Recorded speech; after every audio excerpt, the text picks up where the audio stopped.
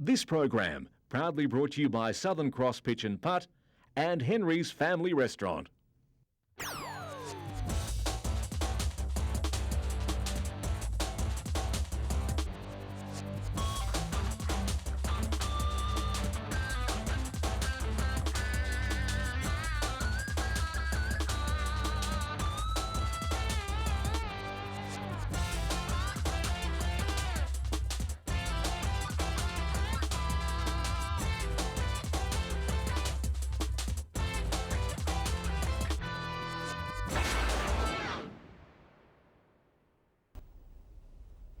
Good morning and welcome to Cannons Courtside. Great to have you with us.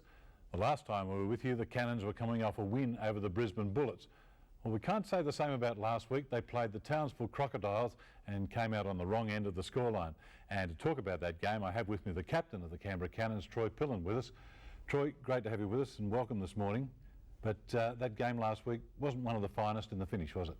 No, in the fourth quarter we sort of lost our way a bit. It was sort of a bit similar to the game against Brisbane we had a week beforehand, but I thought in the first 3 quarters we played quite well and some entertaining basketball. For 3 quarters you matched it against one of the best teams in the league, and they're a tremendous lineup, and you must have felt pretty good. Yeah, I suppose at 3/4 time we were feeling pretty good. I think we're up by a couple of points. We were playing good defence. Our offence was flowing a bit better than it had been, and then just in the fourth quarter we sort of lost our way a bit. I want to talk to you about that fourth quarter in a moment. Let's take a look at some of the highlights though, and some of the good stuff in the first 3 quarters. Here it is now, and got off to a good start. In fact, it was a fairly even start, wasn't it? Yeah, well, it was a fairly even start. I think we were down by about 9 points at quarter time. That concerned us a bit. So in the second quarter, I think we picked up the intensity a bit defensively. Yeah, just got some into Jason Wells. I thought, in fact, in the first quarter he was going to have a huge game. I think he scored about the first half dozen points, went a little quiet after that and then got it going in the second. But I mean, you just look so good against, as I say, one of the better teams in the league, and Nate Green hit 5 of 7 3-pointers in that first half. Yeah, Nate was on fire. I mean, he just come down and hit some huge shots for us and probably helped us get our momentum a bit, get us in the game defensively and offensively. So he was a big bonus, especially in that first half.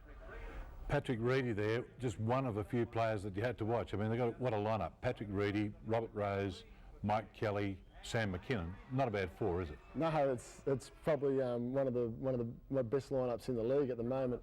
They're such talented players, and they also got a lot of experience as well, which probably helps them a lot, especially in Pat's case. Yeah.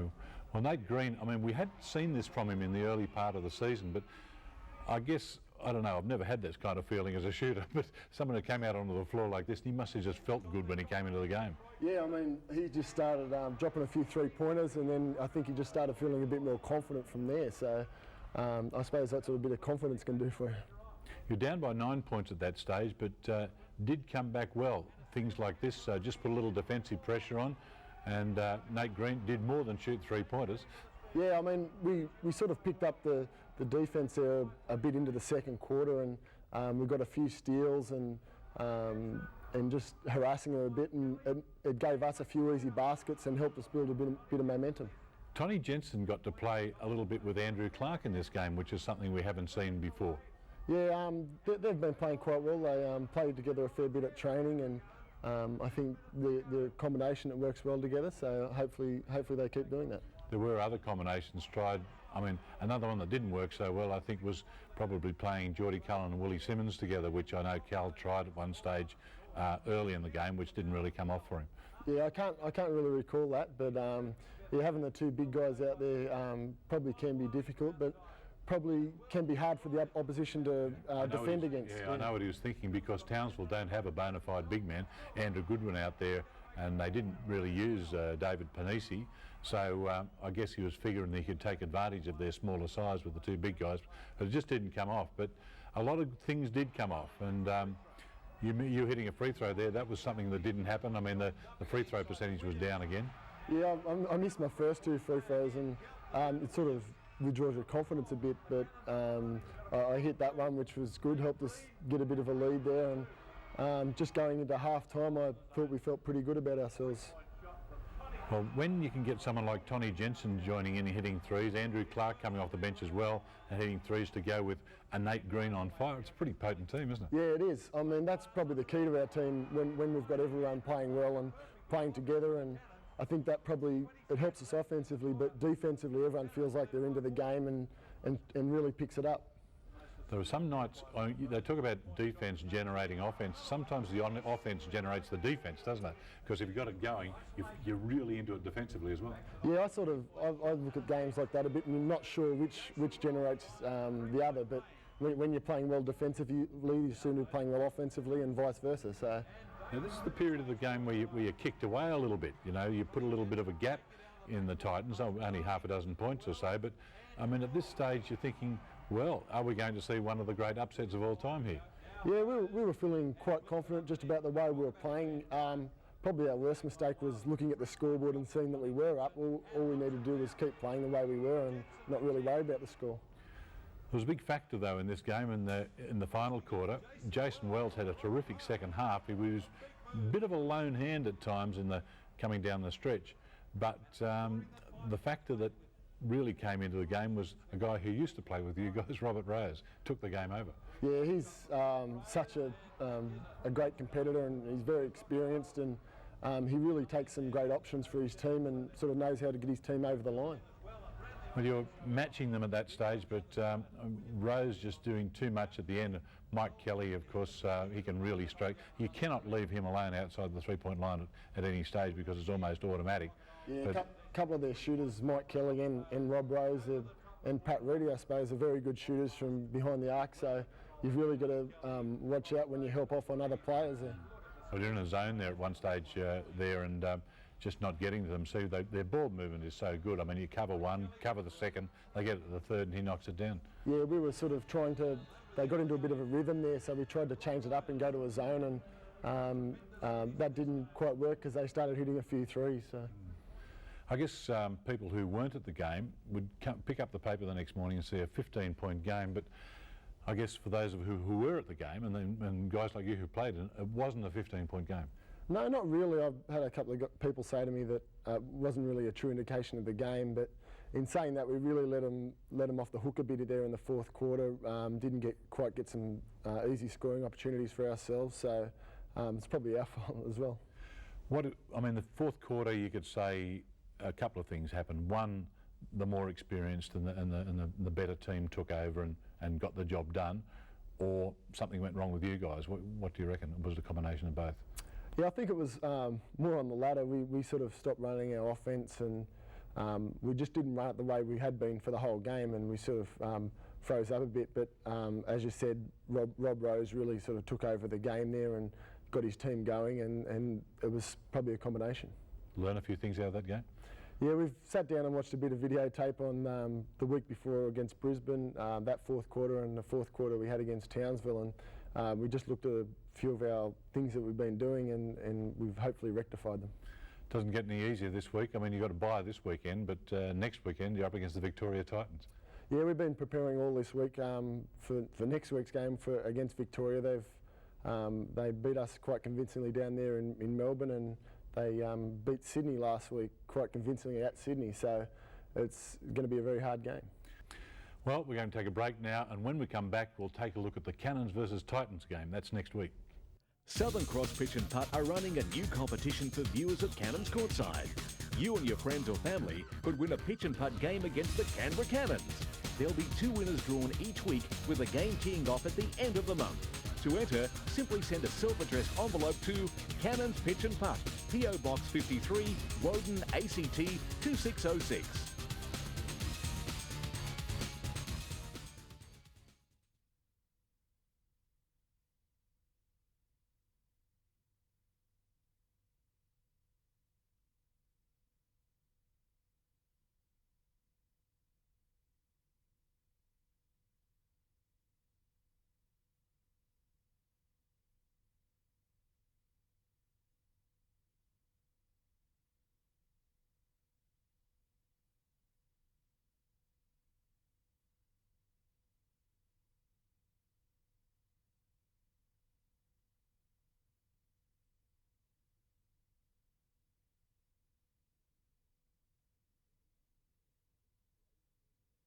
Blades Menswear are proud sponsors of the Canberra Cannons. Blades Menswear, for the world's finest clothes. Welcome back to Cannons Courtside. Well, the Cannons have a bye this week, but they're in action next Friday at home against the Victoria Titans. David Patrick expected to return from injury next week, and despite last week's loss to Townsville, the Cannons are planning to reverse the 40-point drubbing they suffered last time they met the Titans.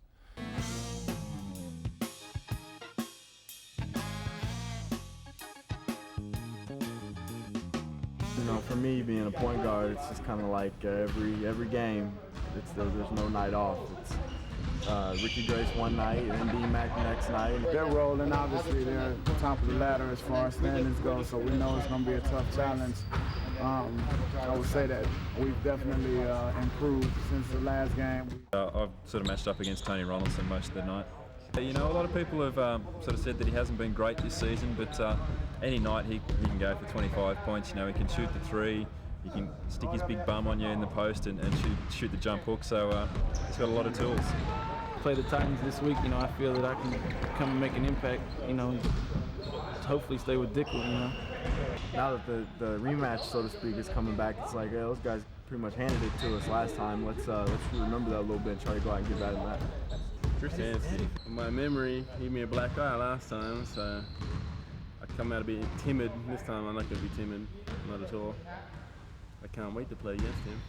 I think we're definitely improving, put it that way. I think from our first sort of 5 to 6 games to our last sort of 5 to 6 games, you can see there's some definite improvement there. I think top to bottom, they're a very threatening team. So, but I think that, like I said, we've improved, and I think we're starting to turn the corner and believe in ourselves and know that we got, you know, a lot of threats on our team also. Yeah, it's going to be a tough one. You know, the Titans are the form team. Everyone's talking about Perth winning 10, 11 straight, but you know, the Titans have just waxed some people in the last couple of weeks. But you know, we've got a hard week of training ahead of us, and we'll see how we go. Yes, it's going to be awfully tough. Troy, they beat you by 40 last time, and that's a very big margin to turn around. All the boys talking about how much you've improved since. How much have you improved? I don't know if we've improved so much since that game. That was probably in the middle of where we thought we were improving, and then we because you were playing quite well coming into that, weren't you? Yeah, we'd just come off a small overtime loss against the Hawks, and we went into that game feeling quite confident, and obviously we were a bit underprepared for that game. So was the 40-point loss an aberration, something that just would never have happened and was out of kilter with everything that was going on at the time? I think we wish it was that, but they played quite well, and as you probably can guess, we played quite poorly that game. So we're hoping to turn it around a bit this next Friday night, so we can try to get some back.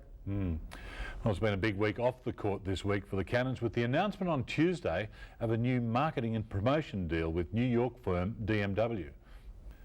The 3-year deal will see DMW take over marketing and promotion of the Cannons. Chairman of the Cannons Board of Directors, James Service, was optimistic about the new deal. We're very excited about what DMW has proposed to us. We're very excited about the opportunity that this presents us, and we're very excited, Ben, to have the opportunity to enter into a long-term agreement with you and really see the sorts of things that you've offered to deliver to us come to fruition. Our job will be promoting and letting people know that you have a team that's a young team, that's a building time. It will take usually in any team that's rebuilding 3 to 5 years. That doesn't mean that Cal cannot turn this team around in 2 years or in 6 months. But we have to promote that to people, and that they are a good team, quality, that we have quality players on board. Well, there could be some interesting times ahead. And with a new marketing team moving in, we took some time out with Cal Bruton to look at the future direction for the Cannons. We're not going to go slash our wrists, you know, and jump off the nearest bridge if we don't make the playoffs. Be disappointing, because I believe our goals have been adequately researched, and we feel that we should be there. With a couple made free throws here and a couple less turnovers here, you know, we can be sitting in a totally different seat right now. After looking at the league very closely and seeing all the top teams and seeing how they structured their success, most of those teams have put players in place for 4 or 5 years, and now they're starting to get those results. I think we need a couple of Australian kids that have been there and done that, and where they come from at this point in time is hard to say. But we'll keep our options open, our eyes open, and hopefully with the assistance of DMW, we can woo, those type players into our program. My attitude is that I do the best with what I got. Never faltered on that ever. Being short, black and ball, you just have to understand that you're gonna have to raise the bar. I'm basically pushing our guys to get to that point where they said, okay, yeah, we the ugly ducklings of the league. Yeah, everyone laughs at us. They don't expect us to win, but we're coming. And when we get there, we're gonna remember every single one of those instances, and we can't wait to say, I don't mean nothing now. Here, stay tuned for further developments. Well, in the more immediate future, there's another Cannons Golf Day approaching. Here's a snippet from the last one. What part of the game do you like the most, Paul? Has to be the three-pointers. You can't beat that on a court, and it really just lifts the whole team and lifts the crowd as well. Excellent. Yvonne? Yeah, no, I think the slam dunks, mate, when they go, the whole court's free and they go out there and slam it in. It's just excellent. How long have you been in Canberra, Paul? Since about 1964. Where are you from? I was born in Albury, but been here, yes, most of my life. Went to school here. Lovely little town. Yvonne, where are you from? Yeah, I'm from Sydney. I've only been here for 4 months, but it's absolutely sensational. It's a great place to live, great place to raise kids, I reckon. Which is your Canberra Cannons Actu-AGL favourite function of the year? Has to be the golf day. This is the first one I've played in. I've had to knock back the last few, but absolutely fantastic.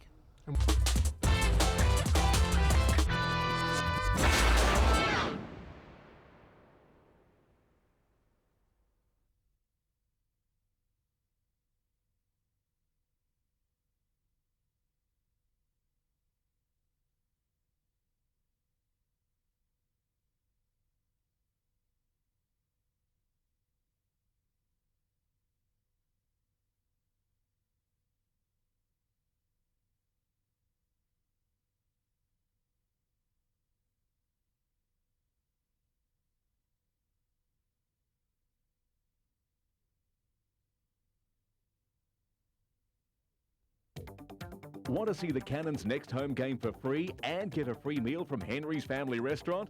You can simply by entering our competition and go in the draw for our grand prize of airfares, accommodation and tickets to an NBL Grand Final. Go to the Cannons homepage and register. It's that easy. Here is this week's question. And make sure you take the opportunity to get out to Henry's on a Wednesday night, around about 6:30, and you can meet the Cannons players. Well, also meeting the Cannons this week, a group of aspiring young basketballers from Narrandera. They're in town this week at the Canberra Times basketball camp. It proved to be an ideal opportunity for the Narrandera group to polish up their basketball skills and meet the players and learn all about the game of basketball. Having a great time. I think because as I was saying before, there's not a lot in Narrandera for them in terms of sports facilities, so coming here and getting a chance to meet a few of the players and that, they love it. The Canberra Capitals meet league leaders the Sydney Panthers at Tuggeranong tonight, and despite Lauren Jackson returning, Coach Graff acknowledges that this will be a difficult game for the reigning champs. I think they're definitely a better team and probably playing with a bit more confidence. I think they were a little unsure as to how they were actually going to go this year. I think right now they're like, well, you know what, we can damn win the thing, and that's good for us. We want to win the damn thing too, and I think it's two teams that have a legitimate chance of winning it. This week's going to be highlighting hopefully maybe a game that's going to happen at the end of the season. I mean, obviously we're a little concerned about Lauren, coming off the mumps, but she's practiced all week, and you wouldn't even know that she's had them. Her touch probably hasn't been as good as it has been because she'd been out for a full week, but she's fighting fit and ready to go, and I think really looking forward to the challenge of Sydney.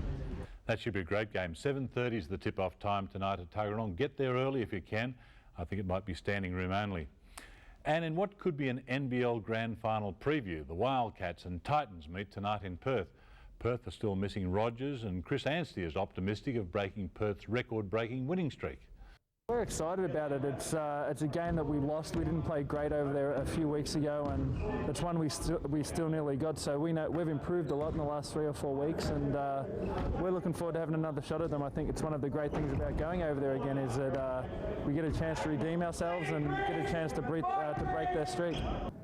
Chris is definitely going to be a problem. I think he's a problem for any team because of his height, his versatility, and his shooting ability. I think we'll probably have to have a separate game strategy just for him, like we did for Breaky. And I think that obviously, we've got to make him come out of his comfort zone. Although, he's quite comfortable outside the key. So again, it's going to be a very, very tough matchup for either Fisher or myself. Titans, I believe, are playing pretty good basketball, and they come in with a very tough team with a lot of depth. I'm looking forward to it. It should be a lot of fun. Yes, that should be quite some game. Troy, what are your thoughts on it? Oh, it should be an excellent game. Probably the 2 top teams going for the championship right now, and apart from Adelaide, they're the ones to beat. We've talked about it being a grand final preview, but that's of course leaving Adelaide out of that. I think it's getting down to those 3 teams now? Oh, definitely. I think if you look at the league at the moment, you'd have to say they're the 3 top teams. It should be a very entertaining game. I mean, they should, especially over there in Perth, they get quite a rowdy crowd there, and yeah, it should be a good game. Can the Titans snap the Perth winning streak, do you think? Titans can come out and perform well anywhere. Their defence is very solid, and when they get their offence going along with that, they can really match it even with teams so good as Perth. Well, the Perth Wildcats have been on a terrific roll. Take a look at the ladder now, and they've just got about 10 or 11 straight now. 14-3 they lead the league, and up against the Victoria Titans there tonight, and 12-3. What a matchup that should be. Wollongong, the surprise packets of the league, right up there. They're still up there, and they could be up there at the end as well. Adelaide, the team we were just talking about, in 4th place. Townsville beat the Cannons last week in Melbourne. Sydney have just dropped off the pace by virtue of 4 straight losses. And the Cannons, it really is the haves and the have-nots, as Cal Bruton likes to call them at the moment. The 4 bottom teams, well, Canberra's heading the bottom pack. Yeah, we're not heading them by much, but hopefully we'll be moving up that pack pretty soon and sort of creeping towards the Melbourne and Sydney of the league. I guess you'll be taking a special interest in that Titans game tonight because you've got them next week. Yeah, well, hopefully we'll get to watch it and just analyse a few of the things that they do well and try to shut that down.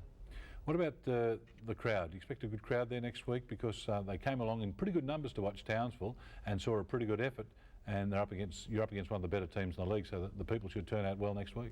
Yeah, they should. It's been a great crowd all season, actually. The crowd's been very vocal and very supportive, and yeah, that should be no different in the game against the Titans. Well, we'll be there. Cannons Courtside will be courtside next week at that Titans game, and we'll bring you all of the highlights of that on next week's show. Thanks for being with us. Troy, thanks to you for being with us too as well. It's great to have you with us, and good luck in that game next week. And let's hope you're coming back next week with a bit of a grin on your face. Thanks, Phil. And make sure you're courtside as well next week with us, 7:30 at the Palace next Friday night. Thanks for joining us. We leave you again today the way we always do each week with our play of the day.